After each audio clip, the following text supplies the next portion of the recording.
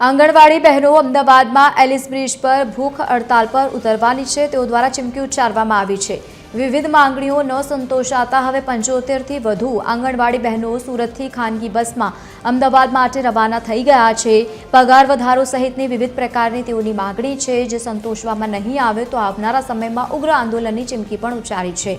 જો માંગ સંતોષવામાં નહીં આવે તો ઉપવાસ કરવાની ચીમકી પણ તેઓ દ્વારા ઉચ્ચારવામાં આવી છે। અમે सूरत थी 75 बहनों निकळेला छे भूख हड़ताल माटे, जे काले अहमदाबाद एलिस ब्रिज पर भूख हड़ताल में बेसशुं। अने अमारू मेन मुद्दा है कि जे 4 लेबर कोड तमे लगाव्युं छे ए पाछा खेंचो, प्लस अमारा जे पगार वधाराना तेमे जे राज्य आपणा सरकार अमने कीधुं हतुं चुकायदा ते अमने त्रीजा चौथा कर्मचारी में लेवानी वात करी हती। एना पछी 24,000 पगार वर्कर बहनों अने हेल्पर बहनों जे पगारनी वात करी हती 20,300 ते हजू सुधी अमलीकरणमां नहीं आव्यो हतो। अने अमारी आशा बहनों छे